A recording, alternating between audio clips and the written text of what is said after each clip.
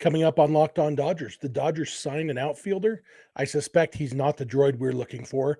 I'm going to talk about that. I'm going to talk about some potential shortstops who might be on the trade market and some options for center field for the Dodgers. So that's what's on tap. So let's get Locked On Dodgers.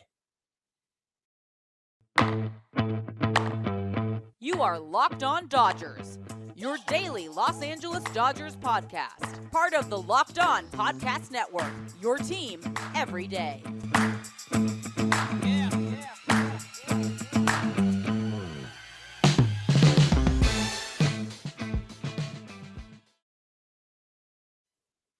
Hello, Dodger fans. This is Locked On Dodgers, part of the Locked On Podcast Network, your team every day. Thank you for making Locked On Dodgers your first listen every weekday morning. Remember, this show is free and available on all podcast platforms and on YouTube simply by searching for Locked On Dodgers. Or even better, go ahead and subscribe wherever you're watching or listening right now, and then you will never miss a day because you know we're not going to. If this is your first time with us, my name is Jeff Snider. My normal co-host is Vince Samperio, but it's just me today. Vince handled it solo yesterday because I drove back home to Utah from Southern California, having been at the winter meetings. I drove home on Thursday, and so I wanted to get to bed early on Wednesday night. So Vince handled it solo. So now I, after a long day of driving today, am handling this one solo for you. Vince and I are both lifelong Dodger fans, just like you are. We've also both spent time covering the Dodgers in the press box and the locker room. So we're not quite insiders, but we bring in the smart fans perspective on our boys in blue every weekday morning. Today's episode is brought to you by BetOnline. BetOnline has you covered this season with more props, odds, and lines than ever before. BetOnline, where the game starts. And as I mentioned, I drove all day today, Thursday. I'm recording this at about 10:30 p.m. Pacific time, 11:30 p.m. my time.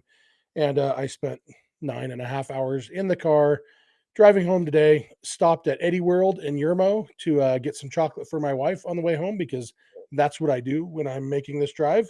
And what I do whenever I stop is I pull out my phone and I check Twitter and see what I missed. And when I was in Yermo, I discovered that the Dodgers had signed Jason Heyward. Jason Heyward is an interesting signing, but not very interesting, honestly. There was a time when Jason Heyward would have been a very, very interesting signing, like when he signed with the Cubs for what was his deal with the Cubs? Looks like it was 8 years and about 170 something million dollars. It was a huge deal when Jason Heyward signed with the Cubs after 2015. And since then, that it really lined up. That's when his career kind of dropped off of a cliff. In Hayward's first 6 seasons, he posted 29.8 WAR. That took him through his age 25 season. If you look at career WAR through age 25 season, Jason Heyward is 34th all time out of all the 18,000, however many players, 19,687. No, he was the 19,687th player to debut. So, we're over 20,000 players. Jason Heyward was the 34th best in history through age 25.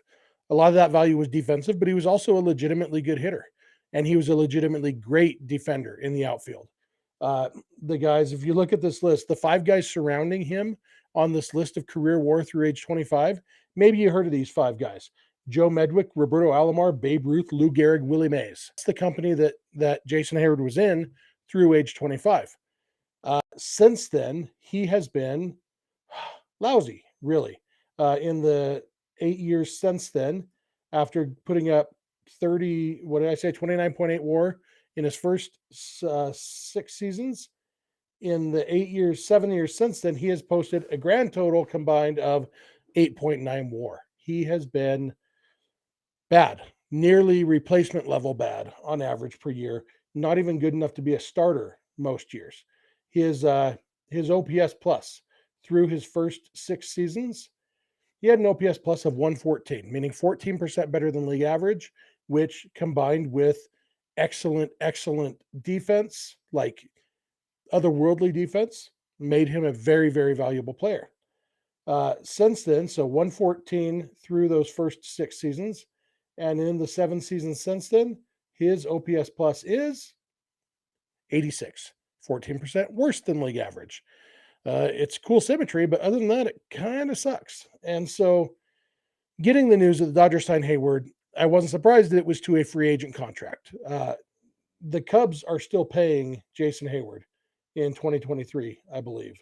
Yeah, he was released. The Cubs are paying him. So even if he makes the Dodgers, they will pay him the league minimum, and then the Cubs will pay the rest. So it's literally a no risk signing. Worst case scenario is he makes the team and you pay him whatever it is, $700,000, whatever the league minimum is now.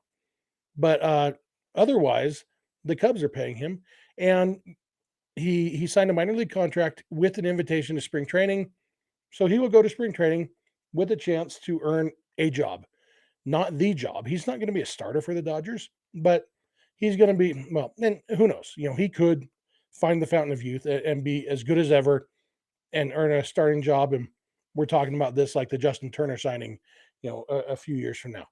Probably not, though. Chances are Jason Heyward's going to, best case scenario, he'll make the team as a bench player. He'll prove that he can hit okay and play okay defense, and he will be one of their four-man bench. Even that seems unlikely. I mean, Heyward's best days are so far behind him that it's hard to, and it's not like he's a guy. Cody Bellinger still has the tools. He just has struggled. Heyward doesn't really have the tools anymore. His defense has taken a major step backwards. He was never a great hitter. Cody Bellinger was a legitimately great hitter. Jason Heyward is a legitimately good hitter, but that was a long, long time ago. He did have a good season in 2020, the shortened season. Other than that, though, he hasn't even been above average even once since 2015. And so he's not going to make the team, most likely. And this is going to be one of those things that we will probably entirely forget about after he gets cut in spring training, or they send him to the minors and he opts out. He probably has an opt-out. Usually veteran on a minor league contract will have some sort of opt-out if he doesn't make the team out of spring training. That's probably what happens. Stranger things have happened for him to make the team, but it doesn't seem likely. And the bigger point in all this is, if the Dodgers weren't so quiet at the winter meetings, I think we would all be properly thinking of this signing as, okay. But because it's the only move the Dodgers have made in the last couple of weeks, it's like it's almost like it just poured some gas on the fire that fans were already feeling of, why aren't the Dodgers doing anything? If you look on social media, which maybe it's not a great idea to ever look on social media, but the comments about this signing are very, very, very negative. And while I'm not excited about this signing, there's not really any need to be negative about it because there is no downside to it. But the negativity comes from people's natural tendency to think, oh, this is the move, and now the Dodgers are done. The Dodgers aren't done, and if they are done, it's not going to be because they signed Jason Heyward. This move has nothing to do with anything else that the Dodgers might or might not do this offseason. This is, hey, there's this guy who used to be good. He's available on a minor league contract. Sure, let's sign him. Veteran leadership, blah, blah, blah, blah, all that stuff. He's a two-time a former All-Star, a five-time Gold Glove winner, won a World Series with the Cubs. He's got a lot of bona fides, as they say. Just none of those have to do with being a good player anytime in the recent past. And so chances are it's nothing. But for today, it was all we had. And so it was what we talked about, and it's what we talked about here on the podcast. And I hope that we, as Dodger fans, can have the perspective to recognize this doesn't really actually affect anything. And it's really a no risk signing that will ultimately be forgotten because it will amount to nothing. So that's my thoughts on the Jason Heyward signing. I'm going to come back in a minute. I'm going to answer a listener question about potential shortstops who the Dodgers might trade for. So thank you for making Locked On Dodgers your first listen every weekday morning, and please keep it Locked On Dodgers. This episode is brought to you by Built Bar. Built Bar is awesome. You've probably heard me talk about Built Bar many times because I legitimately love it. I had never heard of Built Bar before they started advertising on Locked On Dodgers. And when I did, I thought, I should try these things. And then luckily they sent me a free box and I tried them. And there were some that I liked okay and some that I loved. And over the last couple of years, I have found the ones I love and I have ordered more and more of those. And now my family is never without a couple boxes of Built Bar in the pantry. They are perfect for snacks on the go. My son is heading to a wrestling tournament today. His second wrestling tournament on since joining the high school wrestling team. I'm going to go down there with him. I saw him packing his cooler this evening, and he's throwing Built Bars in there because they are great for in between wrestling matches. I need a little energy, need a little protein between wrestling matches. Built Bar is awesome for that. Even if you're not a high school wrestler and you just want a good snack that's healthy for you and also tastes delicious, Built Bar's great for that. They have so many good flavors. My favorite is the cookie dough chunks, but they have seasonal ones. There's a candy cane brownie puff. The Built Puffs are like marshmallows covered in chocolate, but somehow they're healthy for you. They're all low fat, low calorie, high protein, low sugar. All the good stuff, none of the bad stuff, and delicious. And I don't know what else you could look for in a snack. So you got to try them all. Go to built.com and use the code LOCKEDON15 to get 15% off your order. That's code LOCKEDON15 at built.com for 15% off. All right, I am back. I want to thank you again for making Locked On Dodgers your first listen every weekday morning. When you're done with this, for your second listen, check out the Locked On Sports Today podcast. It's the biggest stories of the day, plus instant reactions, big game recaps, and the take of the day. Available on the Odyssey app, YouTube, and wherever you get podcasts. So, next thing we're going to talk about is the shortstop situation. The Padres signed Xander Bogaerts. The Phillies signed Trey Turner, which means only two of the big four are left. Carlos Correa, who Ken Rosenthal reported that the Dodgers won't be going after Correa. Vince touched on that yesterday. Whether they do or don't, I don't know. Dansby Swanson is still out there. And, there's a chance the Dodgers, he's likely to be the least expensive of the four because he's the least good of the four. So, it's a trade-off there, but still a very good player. Dodgers could go after him. But our buddy Gavin DeLuhosh, loyal listener, I think going back to the Scully Avenue podcast days before we even switched to daily and renamed it Locked On Dodgers. I think Gavin's been listening to us that long. Vince and I met Gavin at Dodger Stadium this year. I don't remember which game it would have been that we were at, but just Vince and I were at a game at some point late in this season, and Gavin and his dad were there. I believe his dad is a Twins fan from Minnesota. Nice guy. Oh, it was probably when we were at the Dodgers Twins game, actually. That I went to with my sons. Now that I think about it, yes, it was the day that my son, my 11-year-old, got to do the kids take the field, got to take the field with Cody Bellinger, and that's when I saw Gavin because while I was standing there on the concourse waiting for my son to finish doing that, Vince and I ran into each other. We were talking, and then Gavin and his dad came by. So I don't know that anybody cared about all that, but I just want to make sure Gavin knows that I remember when I met him and where. So, but Gavin sent us a really interesting question, and he sent it a couple weeks ago, and then he sent it again after Trey Turner signed. And it is a pretty interesting question. He asks, are there any top tier shortstops that are entering their contract year? I'm wondering if the Dodgers go with Lux as their opening day shortstop with a secondary plan to trade for a top tier shortstop at the deadline if Lux doesn't work out. And the overall question there of would the Dodgers go start with Lux with the plan of let's see how it works out and then trade for a replacement if Lux can't handle shortstop. Yeah, I mean that's a possibility for sure. When you look though at the shortstops who are going to be free agents next year, it is, and the reason we look at who's going to be free agents next year is because that's the time that teams are most likely to trade a guy is when he's in his contract year. And so the guys who might be up for trade next year, if you look at the list of potential free agents, there's about 10 guys. You got Nick Ahmed, Tim Anderson, Orlando Arcia, Javi Baez, Brandon Crawford, Paul DeYoung, Isaiah Kiner-Falefa, Adalberto Mondesi, Miguel Rojas, and Ahmed Rosario. Four of those guys aren't necessarily going to be free agents.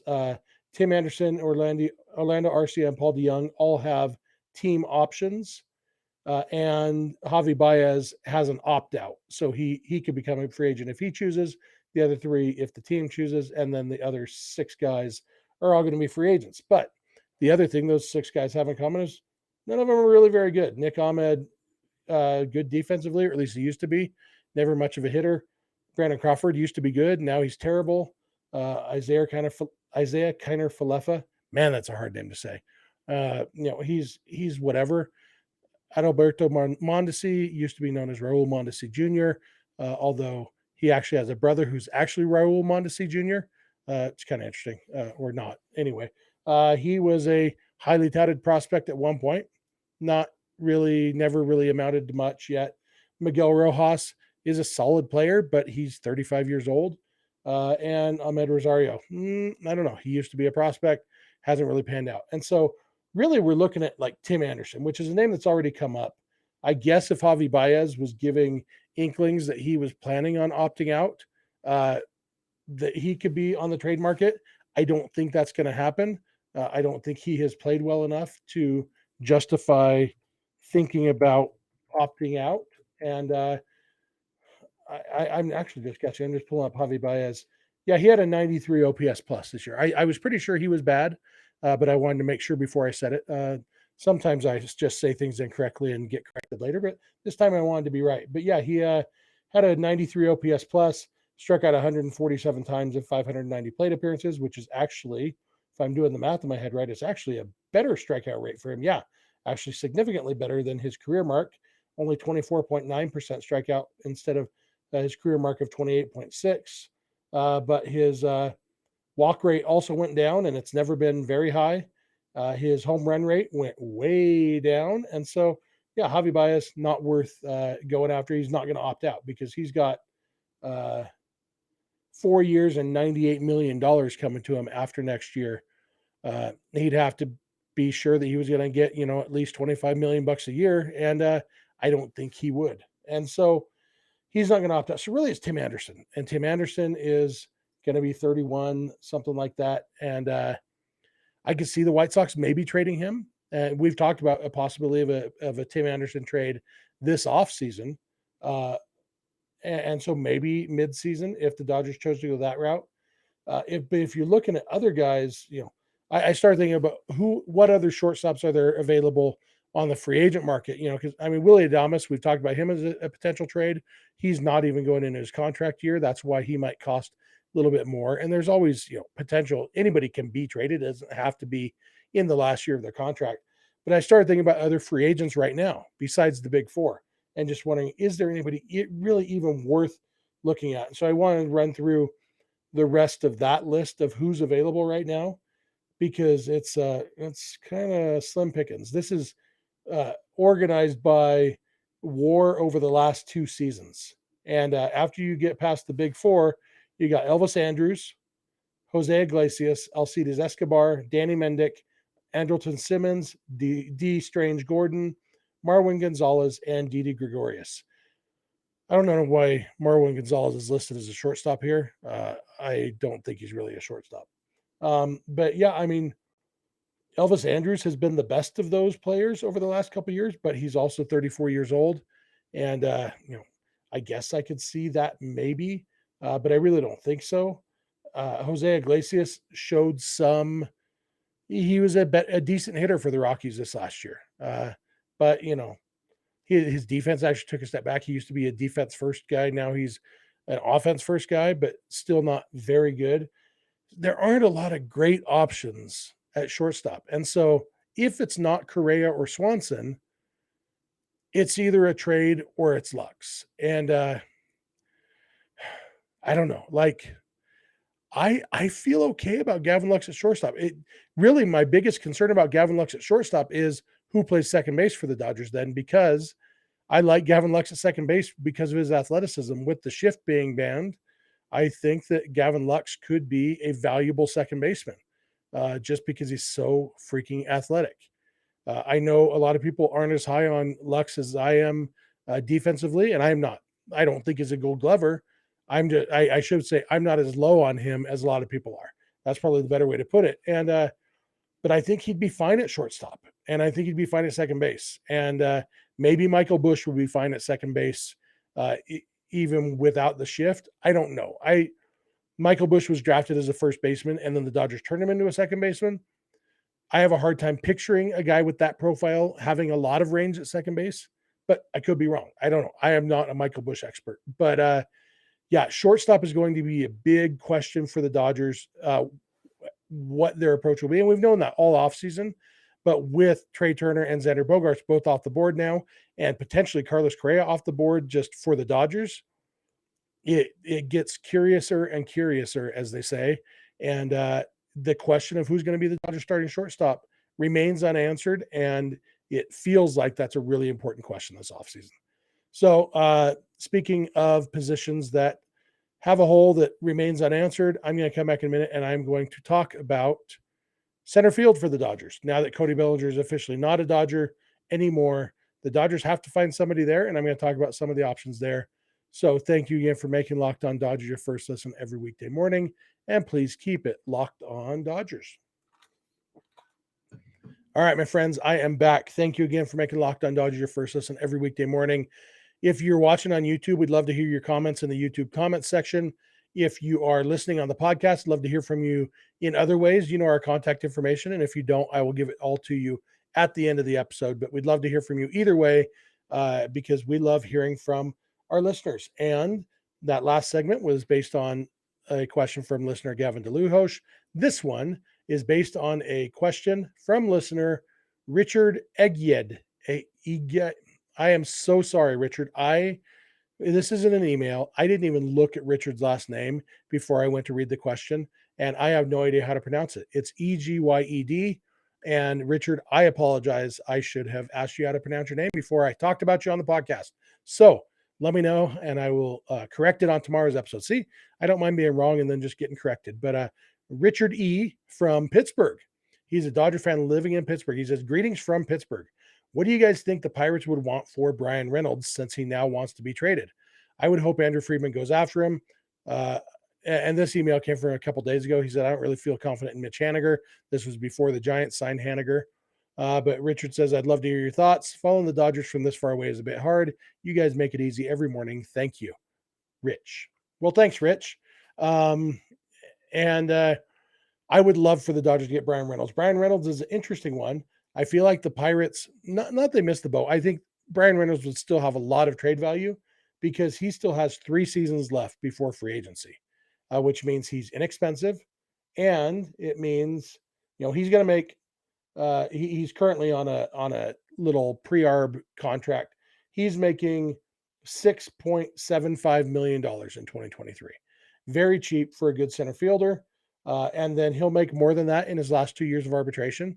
But really it's not a bad deal for a guy like him. He went to Vanderbilt, was drafted in 2016 in the first round.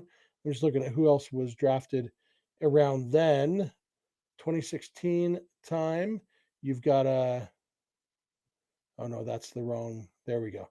2016. Jordan Sheffield, former Dodger minor leaguer Jordan Sheffield. Walker Buehler was the year before that. Dansby Swanson was the year before that. And so he would have been teammates with those guys when he was a sophomore and they were juniors. Kyle Wright was the year after him. So,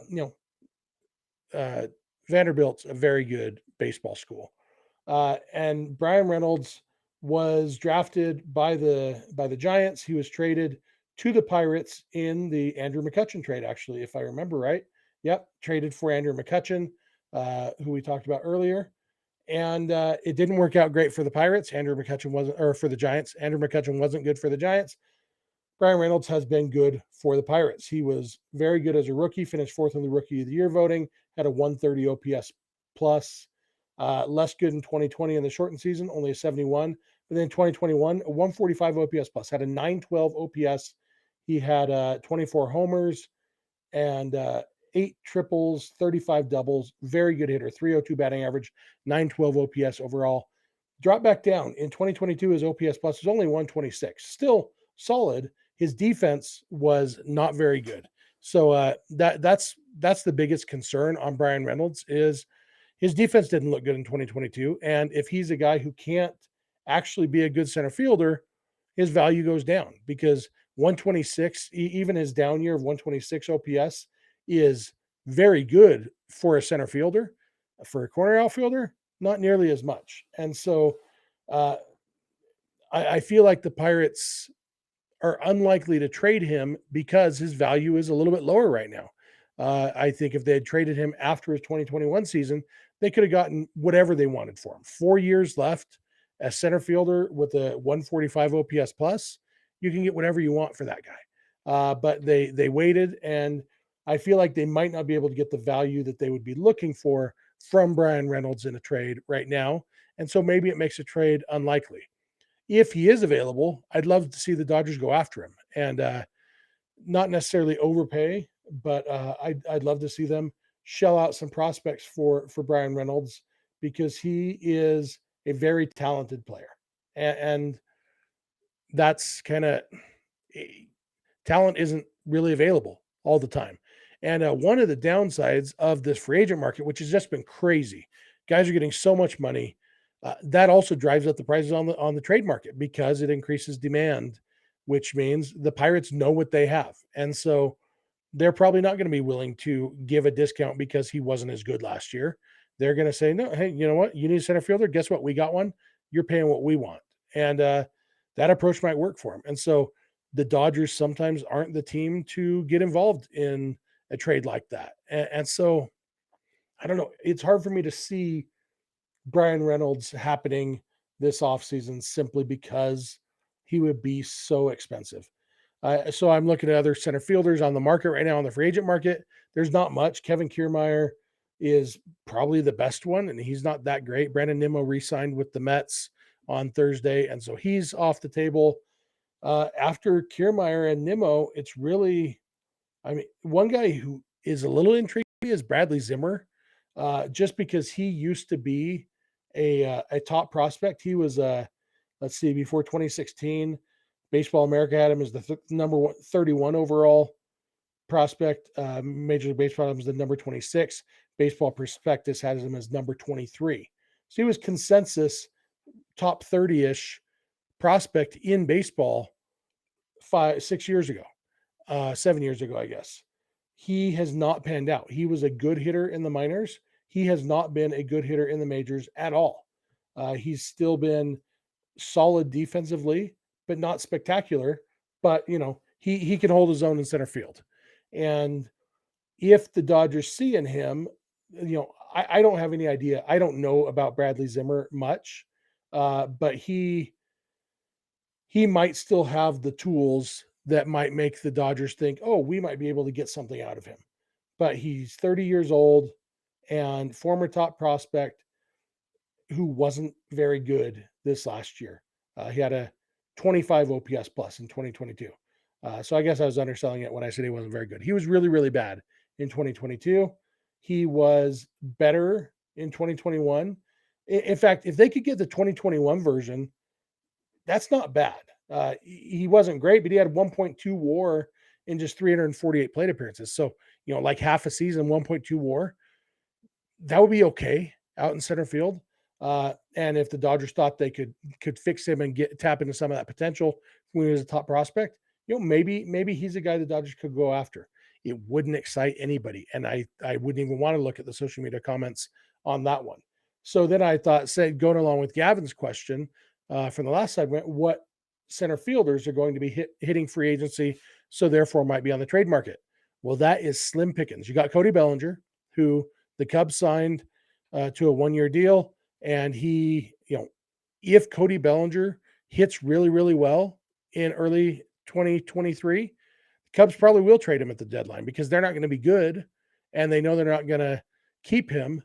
And so Cody Bellinger, just like Jock Peterson, when he signed with the Cubs, Bellinger could get traded at the trade deadline. It could be to the Dodgers. If he finds it, maybe he comes back. Another former Dodger, Kike Hernandez, is going into his contract year with the Red Sox. He's a center fielder, at least among his other positions. Harrison Bader, who's currently on the Yankees, is going into his contract year. And then the only other one listed is Michael A. Taylor, former National. I don't even know what team. I know I saw him play this year, maybe on the Royals. I don't know. But so nothing super inspiring on that trade market. So it's really hard to see what they're going to do. And so maybe it is James Outman as the Dodger starting center fielder, or maybe they do go after Maybe it's Outman for the first half, and then they look to make a trade at the trade deadline. It's going to be interesting now that Brandon Nimmo's off the board, because I did think I think Dodgers would have been a good fit for Nimmo and vice versa, but he went back to the Mets and he got a lot of money. And my last thought for today is I know it's frustrating. The Dodgers haven't done anything yet, but if you look at all these contracts that have been handed out, for me, it's not the money, it's the years. And for me, I put a lot of value on roster flexibility. And my biggest concern about when the Phillies signed Bryce Harper, 13 years. Well, what if he's only good for 7 years? Then you have him for 6 more years. And the problem with a former superstar is you don't know when he's not good anymore. You need to only have hindsight. If you look at like Jason Heyward, for example, at what point would the Cubs have given up on? They didn't end up releasing him until he played for them for 7 years. And so it's like, Jason Heyward, his first year with the Cubs, 68 OPS plus, but he was still good defensively. Second year, 84 OPS plus, even better defensively. So it's like, okay, he's still a solid player. That's 2.2 WAR, to 2.1 WAR, 2.4 WAR. And so it's not the 5.5 to 7 that he was putting up early in his career, but it's like, okay, but maybe that's still in there. And so then it's like, oh, there's 1.5, 0.4, negative 0.7. And that was when they finally gave up on him. And it's hard. That's my thing. When you sign a guy for that long, you don't know until you look back. When did he stop being good? And the answer is usually several years before you stop giving him a roster spot. And so that's my concern. When I look at all these deals that have been made, almost all of them are longer than I would have been comfortable with. I think Justin Verlander is the only contract that's been handed out this offseason that I would have felt good about the Dodgers giving out. 5 years for Jacob deGrom, no thank you. Although that one's a little bit better because it's just money, because if deGrom's healthy, he's going to be good. And if he's not healthy, he's not taking up a roster spot other than the 40-man roster. So that's, a little bit easier to swallow. But, a guy like, Xander Bogaerts, 11 years, I have no idea how good for how long Xander Bogaerts is going to be. If he is good for 11 years, I will eat my shoe. Chances are, I think he's going to be good for 3 or 4 years. And then the Padres are going to keep giving him a roster spot for many years after that. We saw it with Will Myers. We saw it, Eric Hosmer. That's their history. That's what they've done. And it's what every team does. The Angels kept giving Albert Pujols a roster spot because they couldn't bring themselves to eat that much contract. It wasn't until the last year of his contract they said, okay, we're going to eat it. We're going to release him. And the rest was history. So it's the years that really concern me. And it sucks that that's what the market is this offseason, that everybody's getting a ton of years. But I'm kind of glad that Andrew Friedman has sat it out so far. Of course, that's all contingent on him doing something and still making his moves this offseason. I don't know what it's going to be. It might have to be on the trade market, but I'm glad that he's not handing out these long contracts willy-nilly. They already pushed the limits with Mookie and with Freddie. And beyond that, I think it's like, okay, maybe it is time for a little bit of a youth movement to get some of this going. So anyway, that might have been jumbled thoughts at the end. If so, I apologize for that. But I want to thank you again for making Locked On Dodgers your first listen every weekday morning. That's going to do it for me. For your second listen, check out Locked On Sports Today. From the games that matter the most to the biggest stories in sports, go beyond the scoreboard and behind the scenes with local experts and insights only Locked On can provide. Locked On Sports Today, available on the Odyssey app, YouTube, and wherever you get podcasts. If you're not watching or listening to Locked On Dodgers every day, we'd love if you had 1 or 2 days a month to your rotation. If you have friends and family who love the Dodgers as much as you do, please tell them about the show. Maybe they'll like it, You can follow us on Instagram and on Twitter at Locked On Dodgers. Vince is on Twitter at Vince Samperio. I am on Twitter at Snydog, and the DMs are open in all of those places. Our email address is lockedondodgers@gmail.com, and our phone number for voicemails or text messages is 323-863-LOCK, 5625. We are here every weekday morning, and we hope you'll be here with us. When you get in your car or sit on your couch, tell your smart device to play podcast Locked On Dodgers. And remember, you don't have to agree. You just have to listen. We'll talk to you on Monday.